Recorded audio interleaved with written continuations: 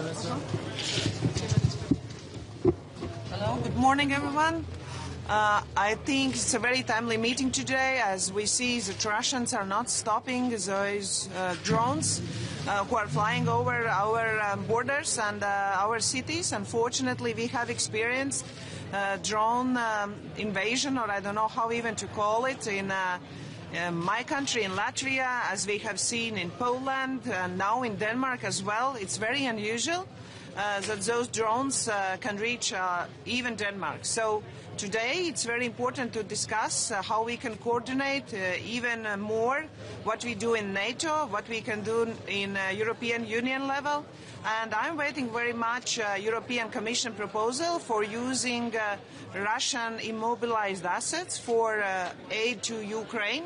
We have been asking for quite a long time to use those immobilized assets for Ukraine, but now Commission has a proposal and we really need to see what's in details. As well, I'm looking forward for a proposal how we can increase even better our eastern flank defense and deterrence, and initiative about drone wall or something like that has been always very welcome from our side. And one more thing, I congratulate citizens of Moldova. They have voted very positive towards Europe, so we have to do our homework now about integration of Ukraine and Moldova, and we have to open a first cluster. How do you overcome the legal concerns about evacuations? Sorry? How do you overcome the legal concerns about evacuations? Does Europe have any financial alternatives? I think we have to use this reparations and proposal, because I haven't seen any other better proposal yet, but Ukraine eagerly needs financial resources today. As we see as well in Europe, we as well need more financial resources, how we can help Europe and how we can help Ukraine. We don't need to think only about Ukraine. We actually need to think about European security. And it's not that we can see drones flying over Ukraine nowadays. Now we can see those drones can suddenly happen to be in Denmark, for example. So therefore, I believe we really have to go forward with reparations. I don't think there is a potential that it can go wrong, but sure, we still can work on details, but it's a good proposal. So I really support European Commission's proposal.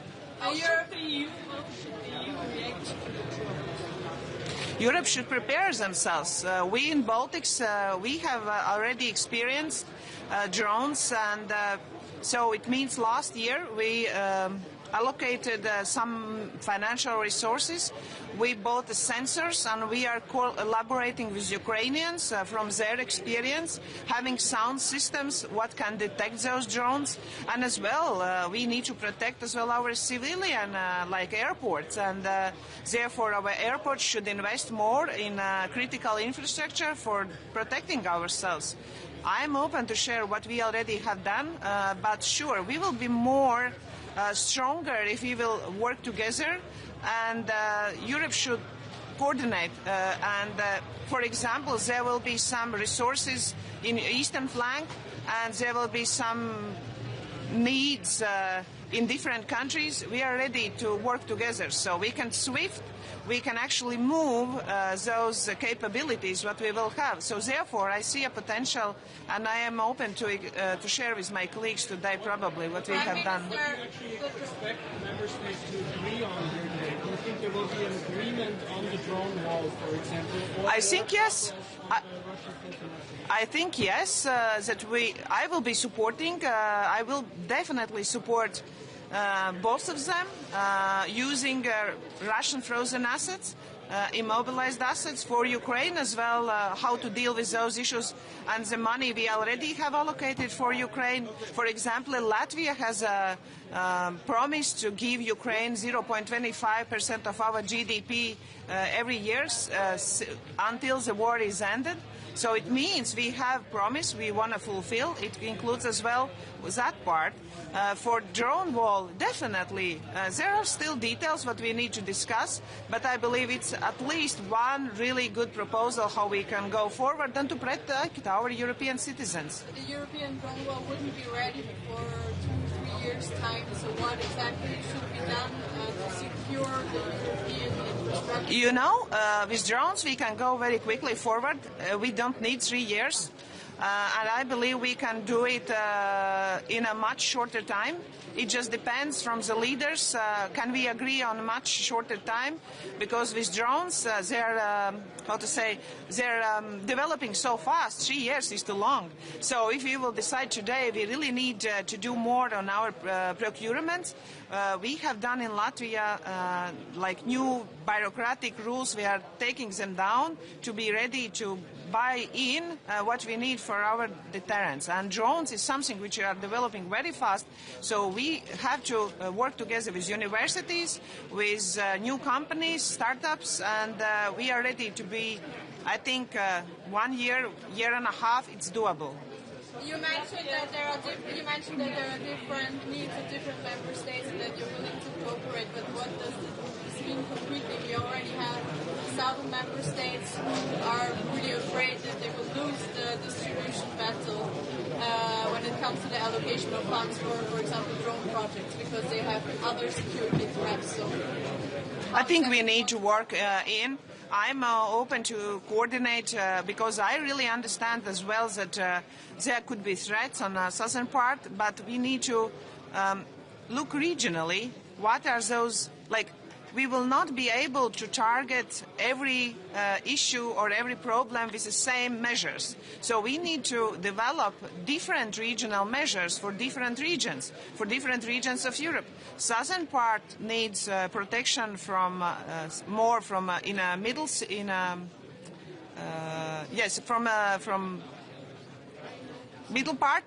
from southern part.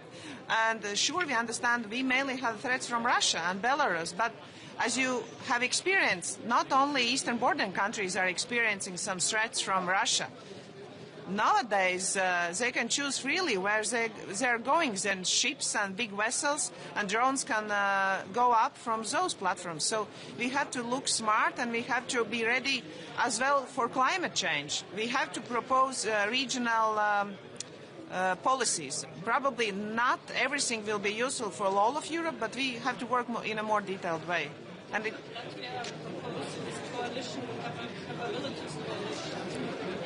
you know, we are now leading coalition together with UK, a drone coalition, with other more or less 20 countries who are aiding drones to Ukraine. We have a pretty big experience on drones, and let's see, we are able to provide this leadership. We'll see. We haven't discussed it yet, but we can be one of the partners in this coalition, definitely, as well as Eastern flank.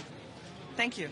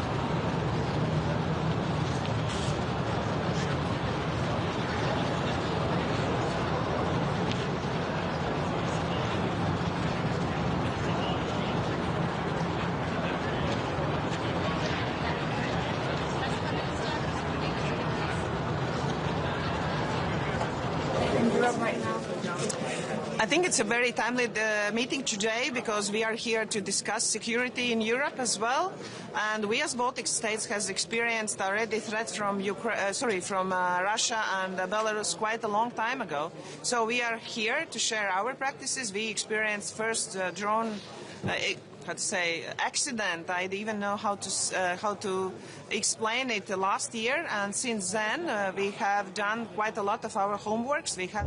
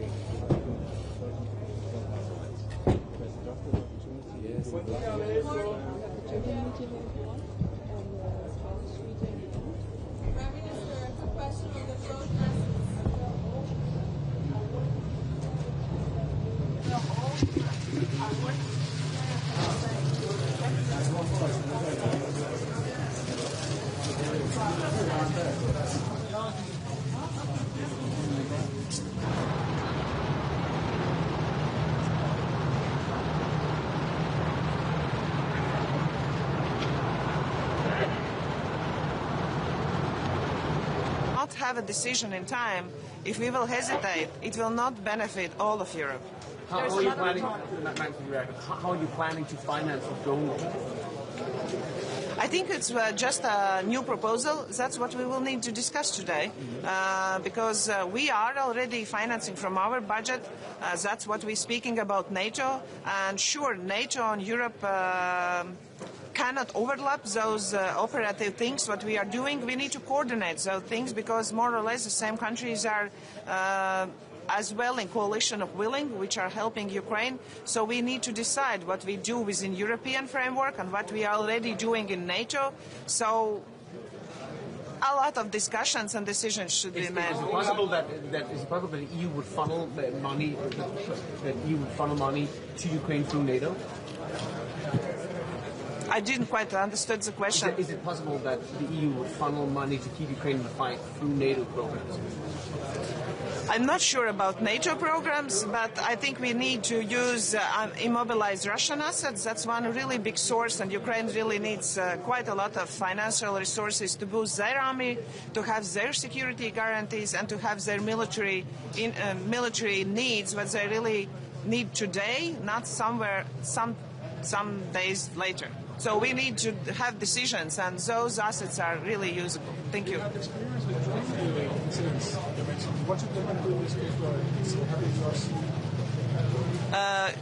Denmark as well should react, should get more stronger in a sense of muscles, probably to understand where those drones come from.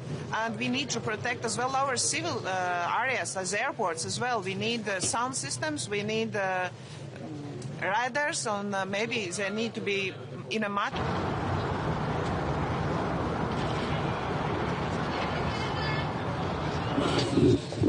Good morning, Prime Minister.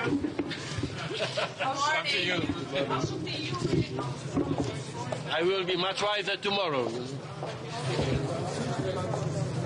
do you think is behind the drone incidents?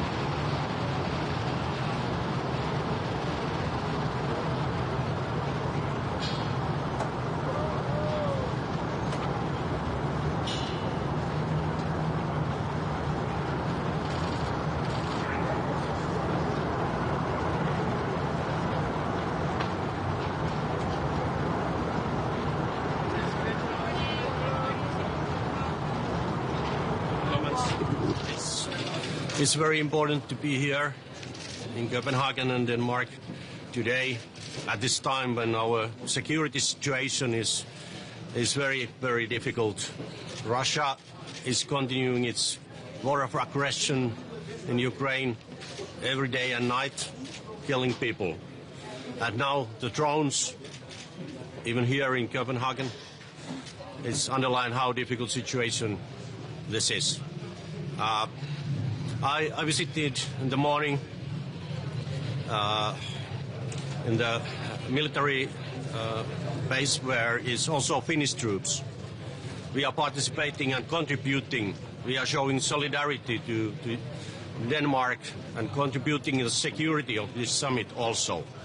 And this is what we need more in Europe at this moment. More solidarity, more unity, more cooperation in security and defense. And this is what we have to discuss today in the meeting. How we support Ukraine more via frozen assets, how we can take concrete steps to strengthen European defense. And the last one is, which is urgent, how to build the drone wall and take care of eastern flank. These are the most important issues we have on the table today. Sorry. Sorry?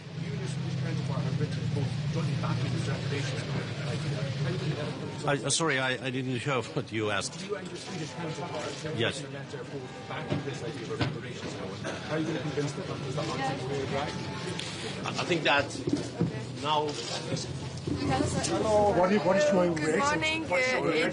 It's really a pleasure to be back in Copenhagen. Today we have two big topics that we are going to talk about. One is defense and the other is Ukraine. On defense we have already done a lot, provided several financial instruments, and now we are also discussing the roadmap, how we can actually nudge member states to work more closely together and to join projects and really meet their capability targets that they have in NATO as well. On Ukraine, of course, we are all wanting peace and ceasefire.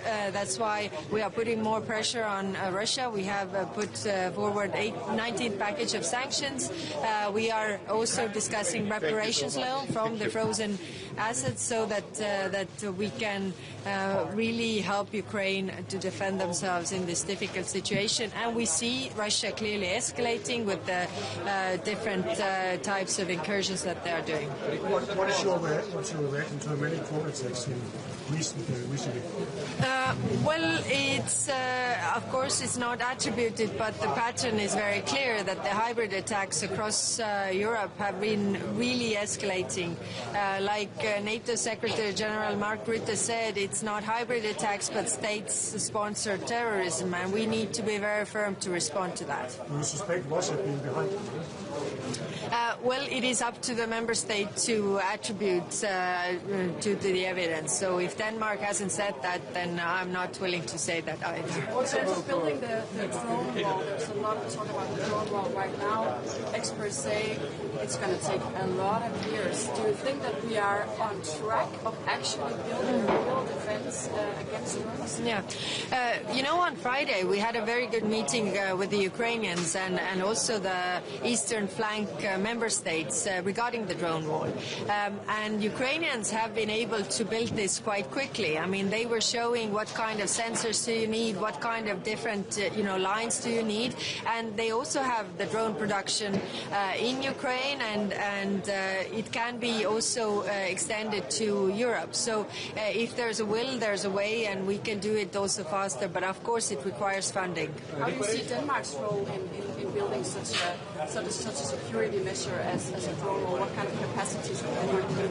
Well, Denmark has been instrumental in working together with the Ukraine defense industry and also helping Ukraine defense industry. So I think there is a lot of possibilities to also bring the industry to Europe in different parts of Europe, including Denmark, so that we can, bring the procurement times down, bring the prices down, and really get it up fast.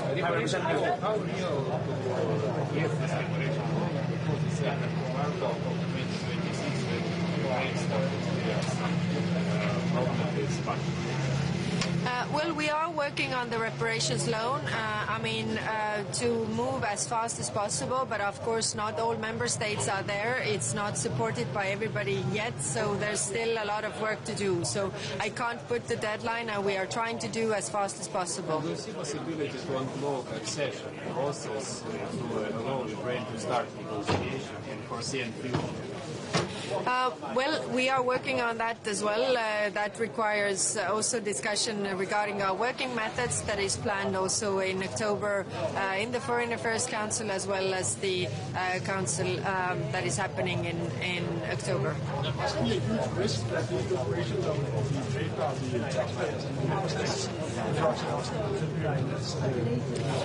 No, the reparation loan is based on the frozen assets, so it's based on the Russian assets actually, and the system is so that if Russia does not pay the reparations to Ukraine, then these assets are not given back. If Russia decides after this war is over to repay all the damages that they have caused, then of course these assets will be given back, and this loan is not there. But if we don't take those assets into account, then it's on our taxpayers, that's for sure. But is there any way to mobilize, to seize these Russian assets and still not in a way that is not breaching law? The law says very clearly, the basic principle of international law is that you have to cover the damages you have caused, and that is the basis of that. Russia is causing tremendous damage in Ukraine right now, and it is not right that anybody else should pay for it than Russia. That is the basis of the law. When we have to develop the rules further, we can do that like we have done with the international tribunals, like we have done with many things that didn't exist before, so we need to do that. But aren't we running a huge risk of sending a bad signal to people who would like to put money and invest in Europe if their assets ultimately can't be seized for whatever political decision? If you don't start the war against another country, then you're out of the risk. And I think majority of the countries, majority of the people, majority of the companies in the world will not start wars against other countries. Thank you.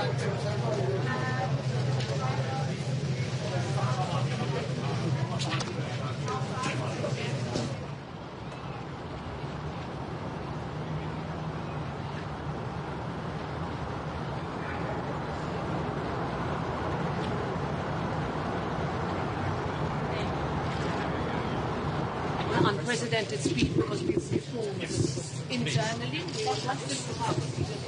Good morning. Good morning. We live in troubled times. The Russian war against Ukraine is still ongoing. We see that Russia is testing our resolve. So these are times where it is absolutely paramount that we have a common sense of urgency and unity to address these challenges. And therefore this informal European Council in Copenhagen comes just at the right time. We're going to discuss two topics. One is defense and the other one is Ukraine. On defense, my commission has prepared a scoping paper to discuss the direction of action, but also, for example, flagships like the drone wall. And if it comes to Ukraine, if we all agree that Ukraine is our first line of defense, we have to step up the military support for Ukraine. This is the reason why today we are disbursing 4 billion euros for Ukraine. 2 billion euros of that will be invested in drones. And we have to increase the pressure on Russia. And this is why I have proposed reparation loans for Ukraine on the basis of the immobilized Russian assets. We are not confiscating the assets, but we are taking the cash balances for loan to Ukraine. Ukraine has to pay back this loan if Russia pays reparations, because the perpetrator has to be held accountable. In terms of the reparations loan, it's a very sensitive discussion, and many countries are very hesitant, to say the least, that this is a good idea. What is your impression? Do you think that you can get unanimity and the backing that is needed to finance Ukraine's the fact that they can keep up the battlefield, the exercises and everything. Do you think that there is a consensus? There's a growing consensus among us that it's not only the European taxpayers that should pay for the support to Ukraine, but that Russia has to be held accountable. Russia is the perpetrator, it has caused the damage, and it has to be held accountable. And I think we have now a sound legal way to do this with the proposals of the reparations law. Same line or did lie? Do you suspect Russia being behind the many drones? Excuse me? Do you suspect Russia being behind the many drones attacks? So the attribution of the drones attacks is a question that the Danish authorities have to define. What I see overall, also in the frontline countries, we had drones in Poland, we had the incursion of the airspace in Estonia, is a pattern. And this pattern is coming from Russia insofar as Russia tries to test us, but Russia also tries to sow division and anxiety in our societies. We will not let this happen. President, we are seeing arrests of Ukrainian citizens regarding the Nord Stream explosions. How will that affect the support for Ukraine if it turns out that Ukraine will be off the gas grid? Our support for Ukraine is ironclad. Thank you. Do you support President Costa's mission to overhaul enlargement?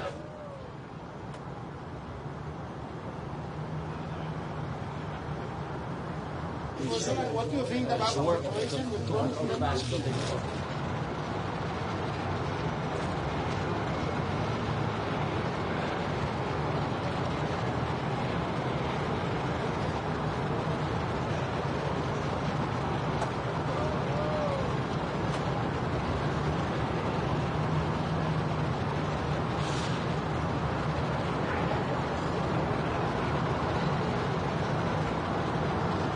Destruction and damage to a state like Ukraine, that it should be paying reparations ultimately. And the idea that authoritarian states can wage war and expect others to have to reconstruct afterwards is a principle I think needs to be shed, if you like, and alternative approaches need to be developed so as to provide deterrence for the future. And that we can protect people's territorial integrity and sovereignty into the future. But also raise the Middle East and again push very strongly for a cessation, obviously, of all war, an end to the Israeli attack on Gaza City. Massive surge of aid is required, and I think the President Trump's proposals does allow for a UN Red Crescent conducted aid program, which is absolutely vital in terms of the people of Gaza, and the cessation of all violence, the release of all hostages as well, and it creates an opportunity for progress. But the immediate priority must be a cessation of ceasefire, release of all hostages, and a massive surge of humanitarian aid. Just on that loan to Ukraine that's been proposed, what's your thoughts on the nature of it in terms of touching the frozen assets? And then secondly, on the budget, do you accept that people will have and will have to face having less spending power this Christmas as a result of the decisions being taken? Well, first of all, in terms of the loan, I mean, it's been discussed, but I think that the situation, as the war continues, I mean, we want an end to the war in Ukraine. Europe wants an end to the war in Ukraine, so does Ukraine. But President Putin is not engaging in any negotiations around peace or a ceasefire. And so there is a very great need for very significant supports for Ukraine, financial supports, supporting Ukrainian defence capabilities and so on. And it is inevitable that recourse in some shape or form to those assets would be made. We've already used windfall or interest arising out of those assets to be used, and now we're looking at a loan facility and framework that will govern further aid going to Ukraine, and that's the context. And there are challenges to it, but given the seriousness and severity of the situation, that's where Europe now is in terms of the next stage. And the budget? Will people have less money in their pockets? Well, see, first of all, real wages are increasing this year, net by about 3%. I mean, inflation rates at about 2%. Wages across the economy are rising by 5%. We will have a social protection package. But last year, you know, inflation had reached very high levels coming out of COVID-19, and we were trying to protect people for 2 to 3 years with the specific special packages, and that's not feasible that they would continue forever. But it depends on other aspects of the economy as well. I mean, we have enormous resilience in the economy at the moment.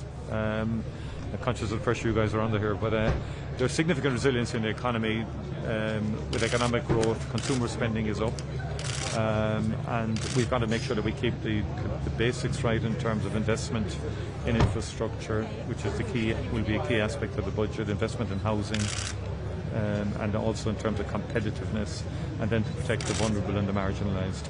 The whole thrust towards readiness 2030 and the idea of a European semester on defence, does this have any...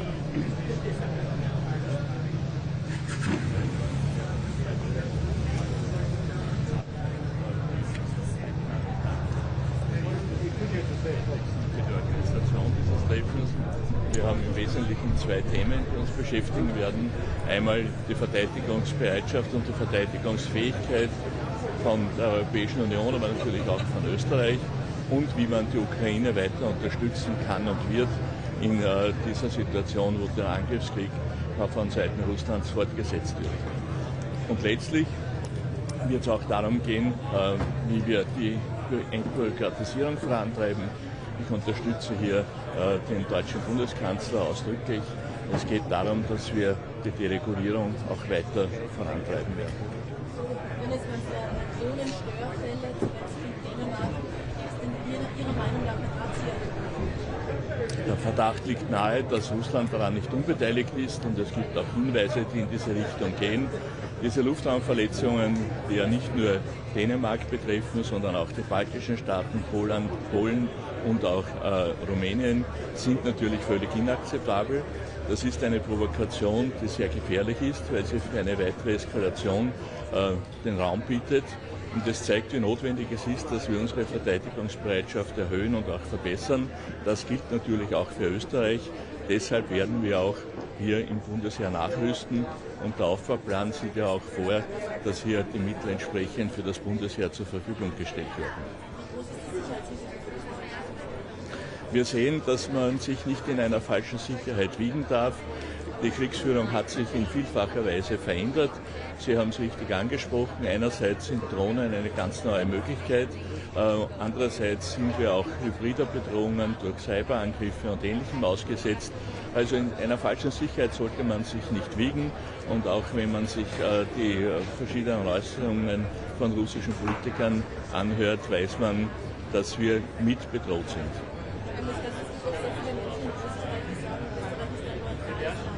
Österreich soll sich da nicht beteiligen an Gemeinschaftsprojekten der Verteidigung.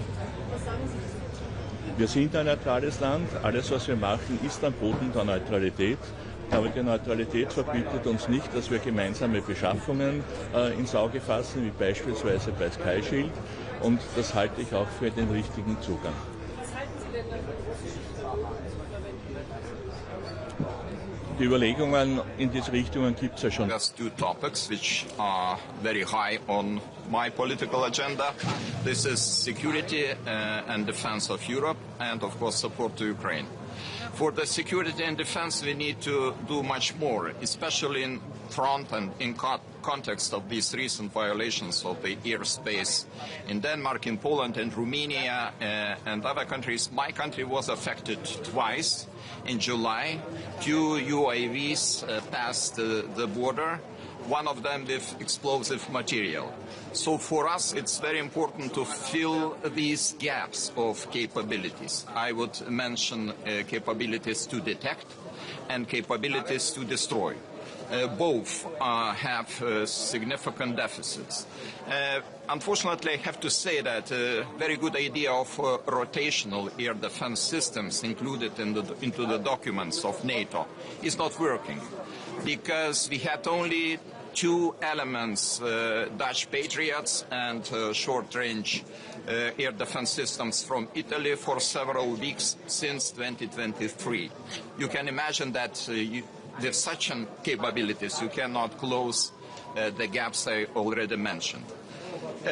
Support to Ukraine. Of course, we have to do much more, because according to our estimation, the war in Ukraine costs about 1 billion euros every year. Ukraine is able to cover half of this amount. The rest should be covered by international democratic society, community, and it's very important to keep eye and to keep pressure on Russia, because you see, those peace negotiations are not working. Putin does not intend to stop the war, and we can do it only through pressure, through strength. Both elements, support to Ukraine in military terms, and of course 19 package of sanctions, stop buying Russian oil and gas, and this is really,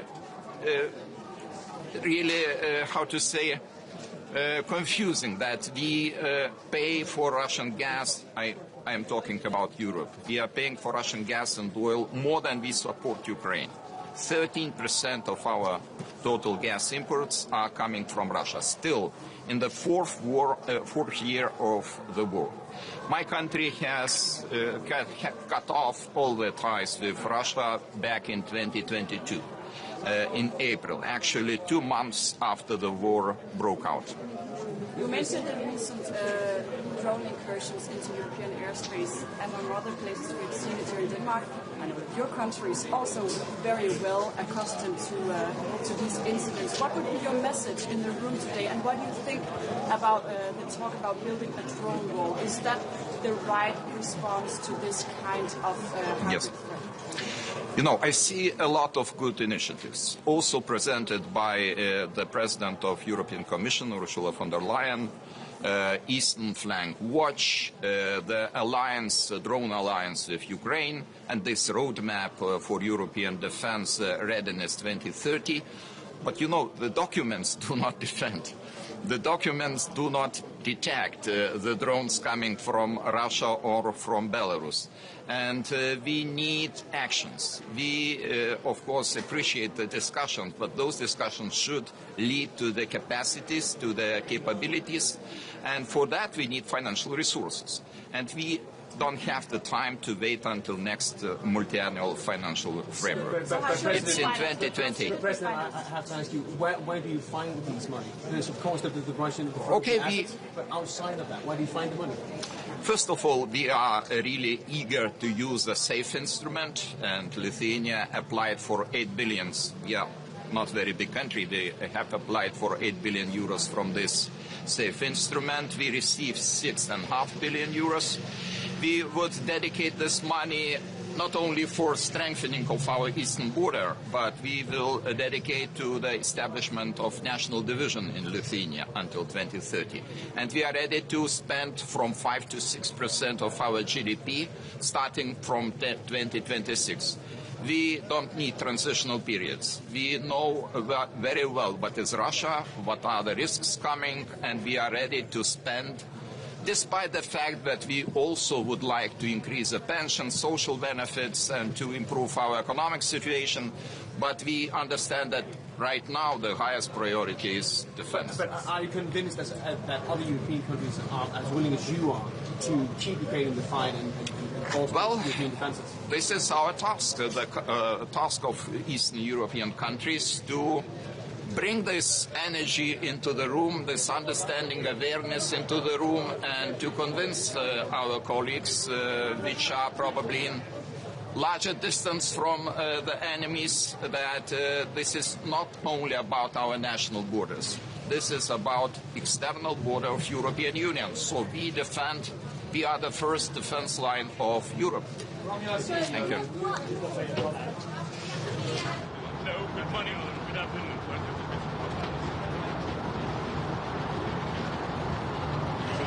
actions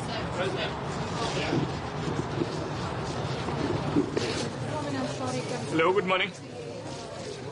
Today we will discuss security and defense, one of the main concerns of European citizens.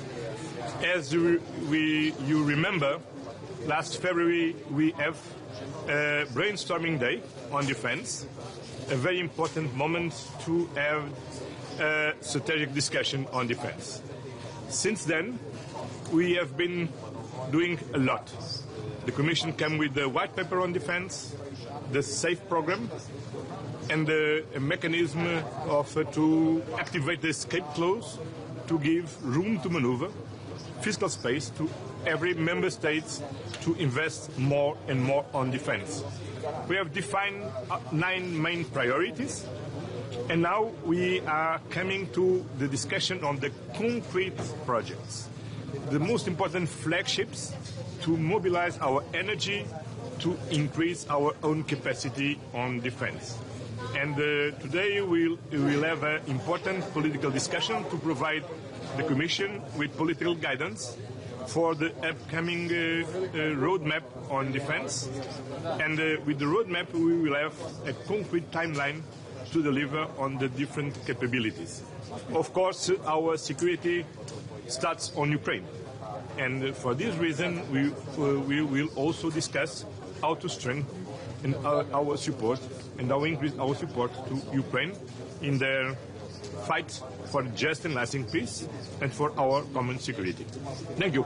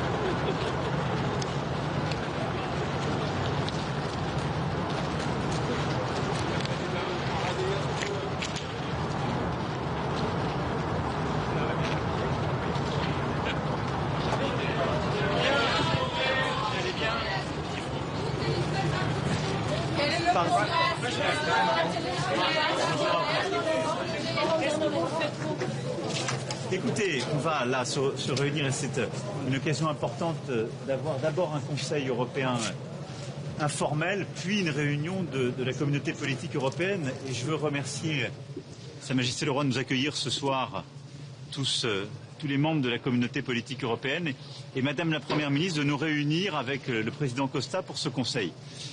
D'abord, nos travaux seront dédiés au soutien à l'Ukraine et à l'Europe de la défense.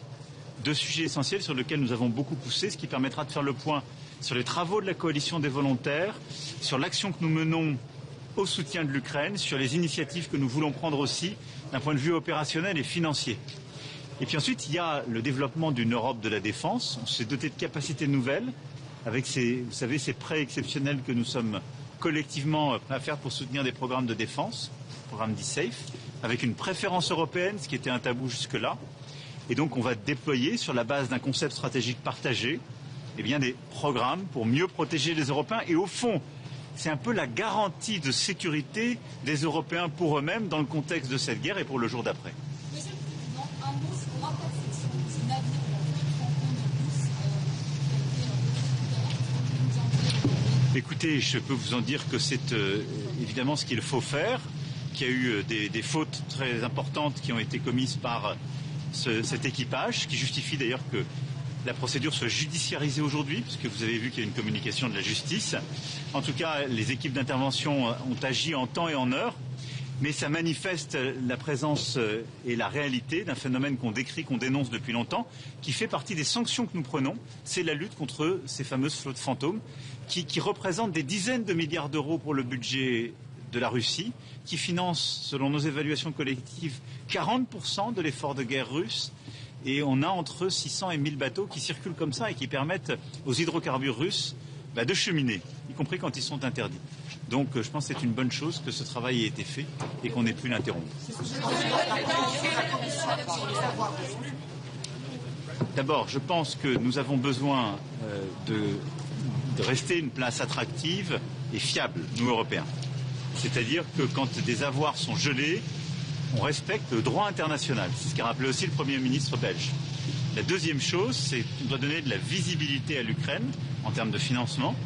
Et donc, c'est une très bonne chose que nous ayons une capacité financière à offrir pour accompagner son équipement en matière de défense, ses efforts macro-financiers. Et à ce titre, ce que la Commission a travaillé, qui permet d'aller chercher de la dette sur les marchés en commun et de le faire en ayant une garantie du budget européen et des États membres, est une très bonne chose.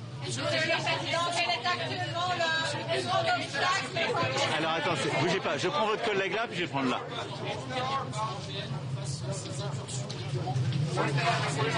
La réponse européenne doit être opérationnelle, c'est-à-dire qu'il faut n'avoir aucune faiblesse. Je pense qu'il faut redire que toute personne qui viole l'espace aérien européen est susceptible d'avoir des représailles, parce que c'est notre droit et nous ferons respecter l'espace aérien européen, et c'est de continuer de nous équiper. Tout ça, ce qui s'est passé ces dernières semaines en Pologne, en Roumanie, en Estonie, et également, même si elles ne sont pas aujourd'hui attribuées, les incursions de drones au Danemark, montrent que nous avons besoin de systèmes de préalerte très efficaces et de coopérer entre nous pour protéger notre espace commun. Et tout ça est très cohérent avec les équipements que nous sommes en train de déployer et les systèmes que nous sommes en train de prévoir. Est-ce qu'on est déjà le président une guerre?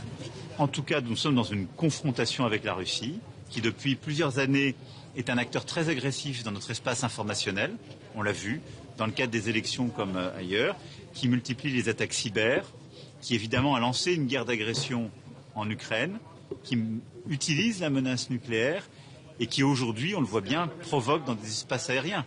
Tout ça est un ensemble hybride qui est dans le champ de la confrontation. Monsieur le Président, quel est actuellement le défi le plus grand quand il s'agit de la construction d'un drone européen? Je me méfie parfois des termes un peu rapides. Est-ce qu'il y a des dômes de fer qui existent pour les Européens ou des murs de drones? Les choses sont plus sophistiquées, plus complexes. En réalité, il nous faut avoir des systèmes d'alerte préavancés pour mieux anticiper la menace. Ils existent techniquement, il faut les développer en commun. Il faut dissuader avec des capacités de tir de longue portée, des capacités balistiques européennes. Il faut que nous ayons plus de systèmes de défense solaire et de défense anti-drone. Donc il y a à la fois de l'innovation, mais il y a aussi de la capacité de production européenne. Et la dissuasion nucléaire fait partie de cet ensemble aussi dans le domaine de la dissuasion et du non conventionnel. Donc si vous voulez, c'est un ensemble d'observation, de préalerte, de défense et de capacité de dissuasion dont les Européens doivent se doter. C'est ce que nous sommes en train de faire. En tout cas, nous sommes en train d'avancer à marche forcée pour avoir des capacités supplémentaires de drones, d'abord pour aider l'Ukraine, mais aussi pour nous-mêmes, et pour développer des systèmes de plus en plus performants anti-drones.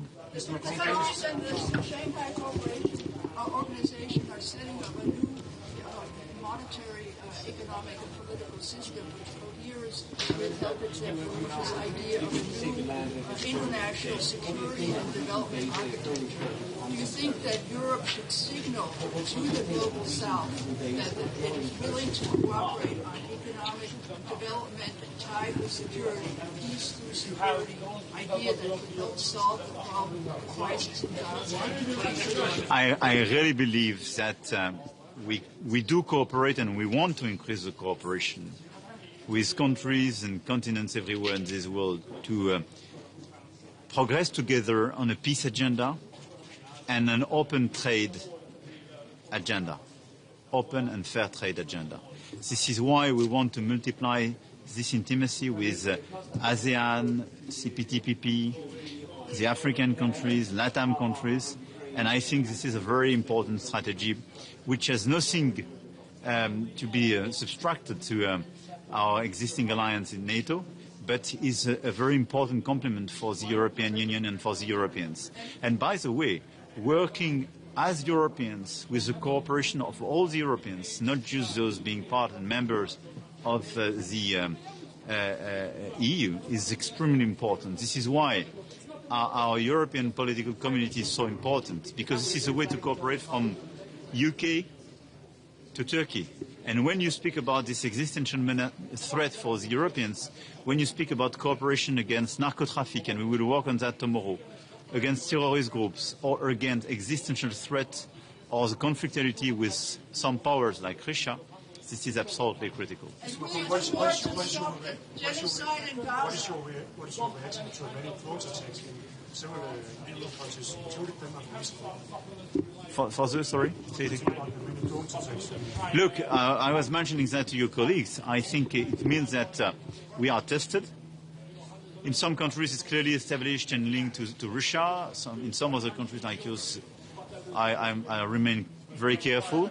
But it means that we have to improve our equipments collectively and cooperate to have early warning system, much more anti-drone system, and much more capacities as well to deter our enemies, and a proper cooperation. And this is why the meeting this afternoon is so important.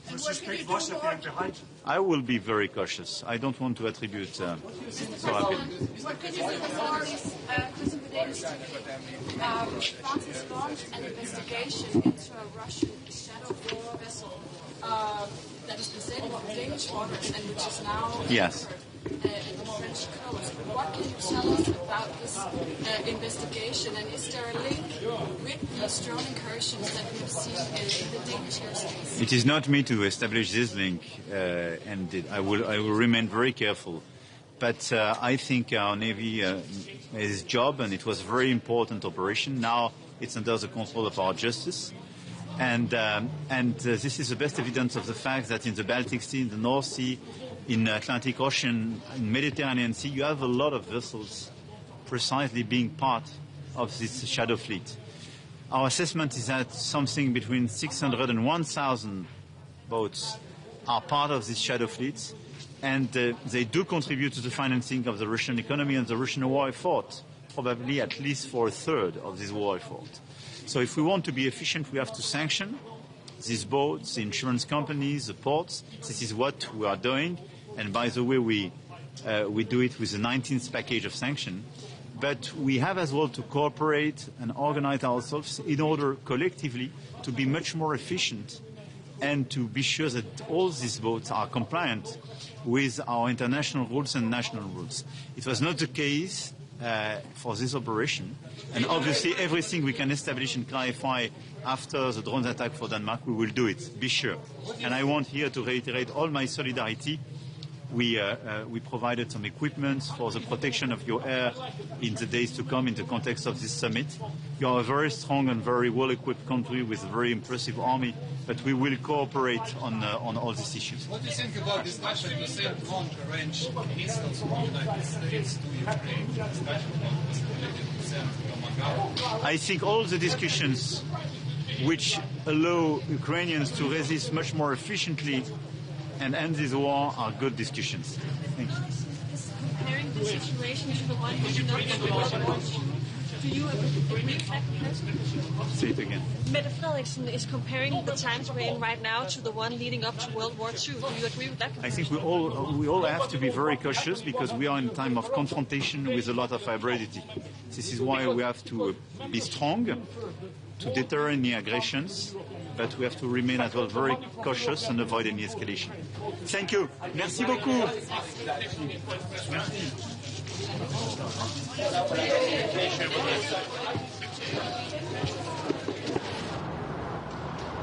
Empezar ya. Bueno, sabéis que este es un consejo muy importante para Europa en un contexto difícil, complejo, que estamos viviendo en el este de la frontera europea como consecuencia de los ataques híbridos que está sufriendo Europa y también, lógicamente, de la guerra en Ucrania perpetrada por Putin y por su neoimperialismo. Vamos a hablar del apoyo que Europa le va a seguir dando a Ucrania, a un pueblo que lo que quiere es decidir libremente sobre su futuro y, por tanto, integrarse en Europa. Y, por supuesto, también hablar del importante reto de la industria de la defensa y de la seguridad en distintos ámbitos. Uno, evidentemente, el de la industria de la defensa clásica, que nos provea de la autonomía suficiente y de las capacidades para poder responder al desafío geopolítico que representa el neoimperialismo de Putin. En segundo lugar, desde el punto de vista también del ámbito digital, todo lo que tiene que ver con la desinformación y lamentablemente hemos visto a lo largo de estas últimas semanas, como consecuencia de las elecciones en Moldavia, un ataque híbrido de desinformación muy importante y además sin ningún tapujo ni ningún tipo de, digamos, de secretismo por parte de Rusia para tratar de influir en el resultado electoral de Moldavia, que afortunadamente las fuerzas proeuropeas han ganado.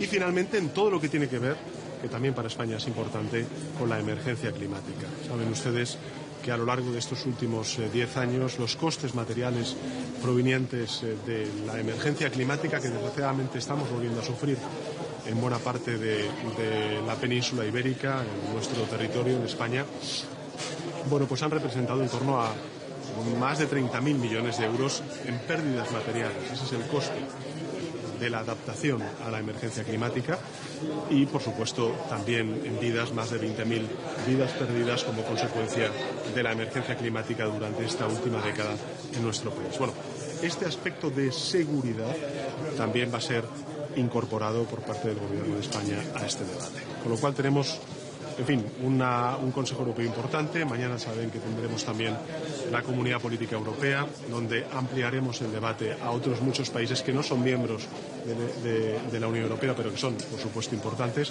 En fin, tenemos 2 días por delante de intenso trabajo, muy relevantes también para la ciudadanía española. Y bueno, pues aquí estará España siempre participando de manera constructiva. Presidente, la flotilla critica la decisión del Gobierno.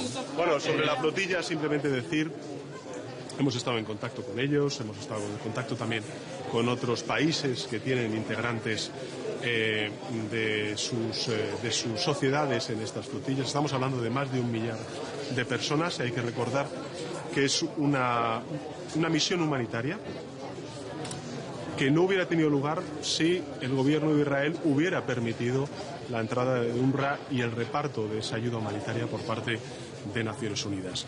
En todo caso, creo que lo que es relevante para los miembros españoles de la flotilla y también para la ciudadanía española es que hemos estado en contacto con ellos, que lógicamente hemos enviado a una fragata, en nuestro caso, para poder, bueno, desde el punto de vista humanitario y desde el punto de vista del rescate, poder asistir a los miembros de la fragata. Estamos, como he dicho antes, en coordinación con otros muchos países y en fin, yo lo que he trasladado desde el primer minuto siempre al gobierno de Israel es que lógicamente los nacionales, aquellos compatriotas que están en las flotillas, van a contar con toda la protección diplomática, como no puede ser de otra manera. No representan un peligro ni una amenaza para Israel y por tanto espero que Israel, en este caso el gobierno de Netanyahu, pues no represente tampoco, no provea de ninguna amenaza a esta flotilla. Nada más. Debe continuar la protección, presidente.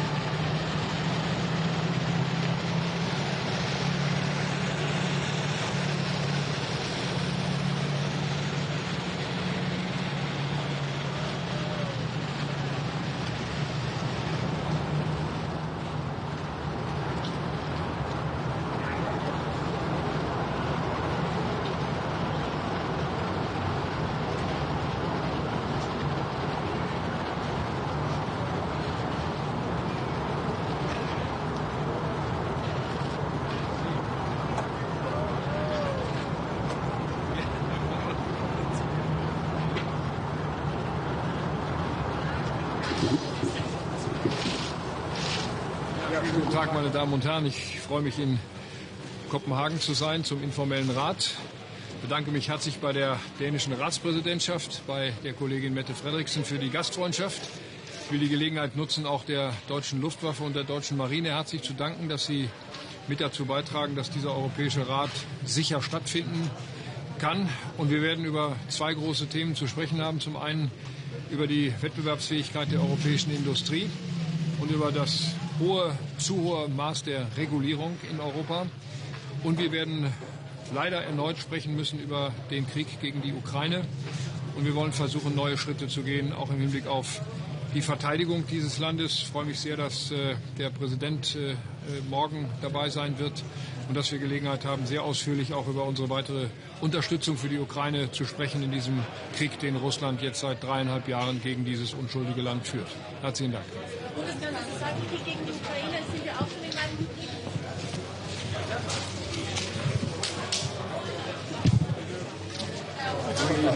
We do not yet know who is behind these attacks, but I would like to take the opportunity to thank the German Air Force and the German Navy for securing this area in Copenhagen and beyond, and to protect our countries and this place so that we can do this European Council in peace and in freedom. This is very important. Thank you. But two times last week you endorsed the idea of using frozen.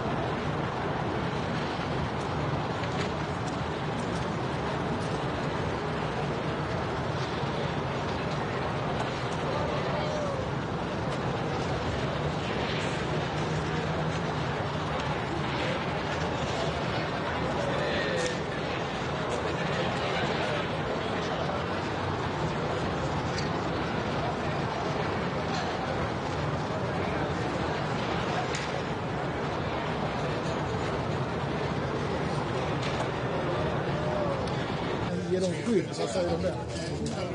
Regeringen har nu med en tydlighet som inte kan missförstås sagt att vi i 10 års tid avråder från alla resor till Gaza. Samtliga resor till Gaza.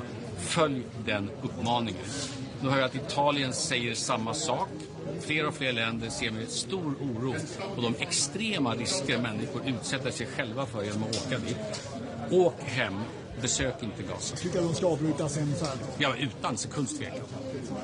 Vad gäller drönarmuren och diskussioner kring drönarmuren, alltså vad innebär det konkret? Vad är en drönarmur? Nej, som sagt, alltså, det är därför jag vill ta ner det här lite grann. Alltså, drönare vet alla vad det är för någonting, numera.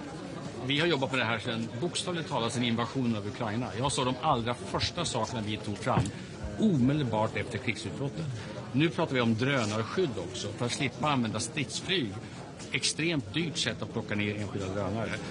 För oss är det här mycket välkänd materia. Det finns skäl till att vi är här idag tillsammans med Tyskland och annat. En drönarmur, det är väl ett sätt att begripliggöra att Europa måste vara bättre försvarat mot drönare. Det är ju en av många saker som ingår i vår försvarsförmåga. Men det är alltså inte så att man plötsligt har kommit på någonting som kommer garantera hela Europa en drönarkapacitet. Så att bara liksom vi inte springer iväg nu och trav. Vi har sett det under en ganska lång tid. Vi har följt utvecklingen extremt noga. De stora svenska försvarsföretagen har vetat under ganska lång tid nu med detaljerade kunskaper från det som händer i Ukraina. Att det gamla försvaret kommer inte räcka mot drönare. Jag har själv sett saker vi har fått hem från Ukraina som lär oss otroligt mycket. Så att det här är för oss inga nyheter överhuvudtaget. Vad då för saker hem från Ukraina? Det är klart vi lär oss mycket av det som kommer från Ukraina naturligtvis. Men med tanke på det som har hänt nu då de senaste veckorna, är du oroad när det gäller drönare? Hot från drönare? Alltså oroad i bemärkelse att det visar ju ett väldigt risktagande det som nu sker. Det som har hänt i Polen, nu vet vi inte exakt vad som har skett i Danmark, men det visar ju ett enormt risktagande som är oroande. Sen tycker jag vi också visar att vi har förmåga hittills att upptäcka dem, att ta ner dem. Och att den förmåga måste utvecklas snabbt. Så att det är väl nästan lite översymboliskt att just svenska antidrönarförmågor är just här, just nu, när det är på alla släppar. Vilket är det en i taget. Ja, nu kom du av dig. Ja, jag kommer helt av mig. Men jag ska säga,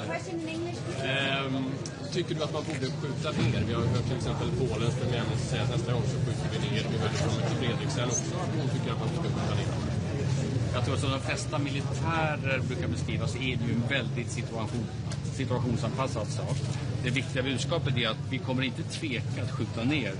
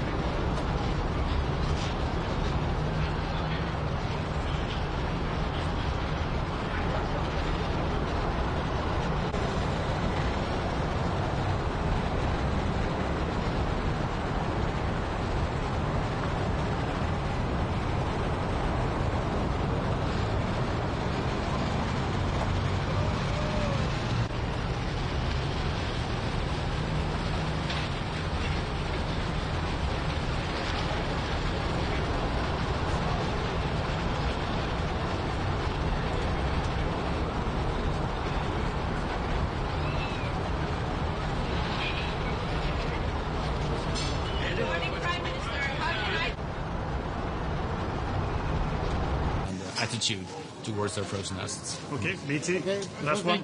What do you think about the situation with the drones in Denmark? What do you think about that?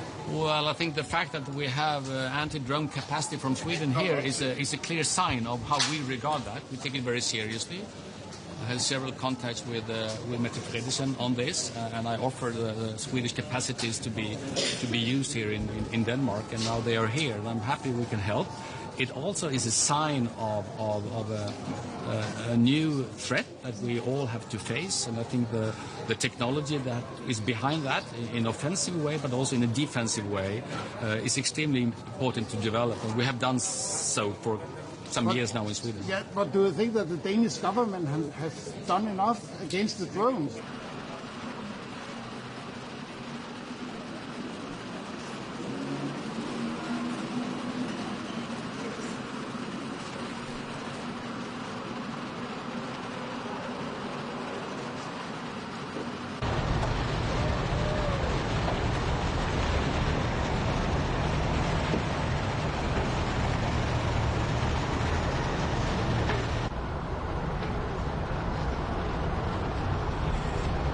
Jag har inte sagt någonting annat än vad Danmark har sagt i detta, men det är klart att precis som Danmark också säger så vore det väl närmast naivt om man i det här läget när det händer så mycket inte skulle misstänka att det är en del av ett ryskt sätt att signalera mot de länder som hjälper Ukraina. Så att överdriv inte det jag har sagt. Men... Och jag frågar bara om det här, och vänta, bara den här om nu att kunna ta pengarna från Ryssland. Ja. Ryssland har ju levererat ganska många hot gentemot EU för det fall detta skulle ske. Vad gör du för värdering av de ryska hoten i det här sammanhanget? Min bild är att de är rädda för att detta ska ske. De är också rädda för säkerhetsgarantier och sådana saker. Det är min bild. Att de hotar, det kanske inte är så konstigt. De vill ju på olika sätt påverka regeringar. På olika sätt. Skrämma kan man tänka sig. Det kanske funkar i en del länder. Avleda så här, uppmärksamheten. Det är klart att varje gång vi tänker på nedfallande drönare på eget territorium så är det en dag som vi inte i första hand tänker på Ukraina. Så funkar det naturligtvis. Och det vill de ska ske. Jag tycker inte de är så framgångsrika i detta, för de flesta av oss kopplar ihop de här sakerna. Det sa ju Mette Frederiksen också, att det här ska ju ses i ett sammanhang. Det är inte så att de här sakerna sker i ett vakuum på något sätt. Så min bild är att Ryssland inte är särskilt framgångsrika i denna avledningsmanöver. Vilka av EUs prioriterade upprustningsprojekt är viktigast för Sverige? Är det drönarhundjuren eller något annat? Återigen, EU har inga upprustningsprojekt. Tillbaka till fakta. Så EU har en viktig medspelande roll i att snabba på upprustningen.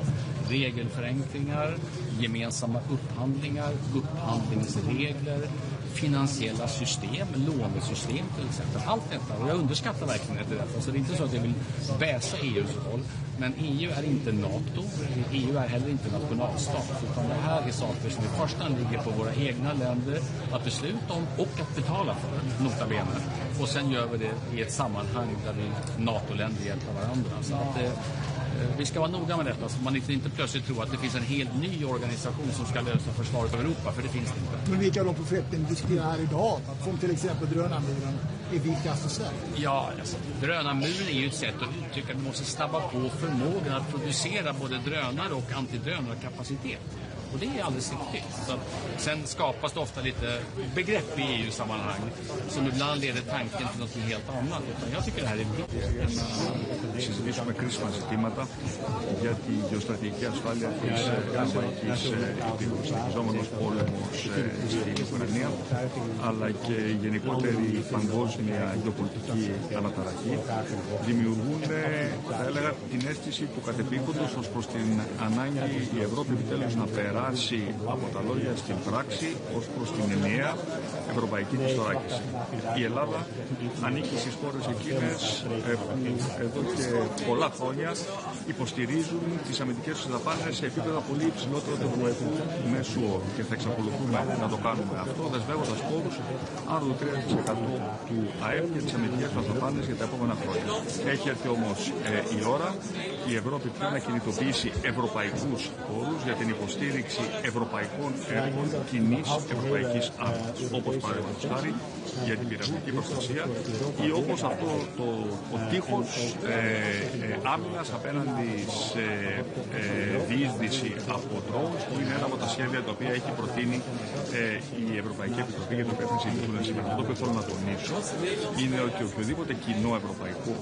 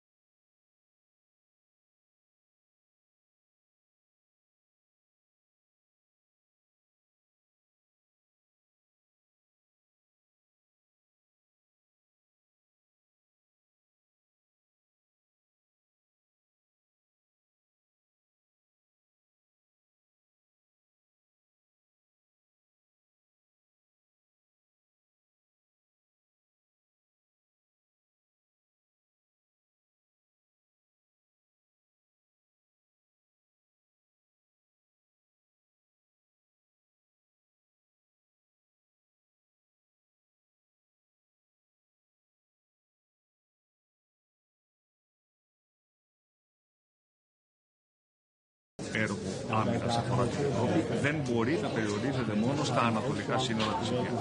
Πρέπει να βλέπει την ασφάλεια της Ευρώπης συνολικά. Προφανώς πρέπει να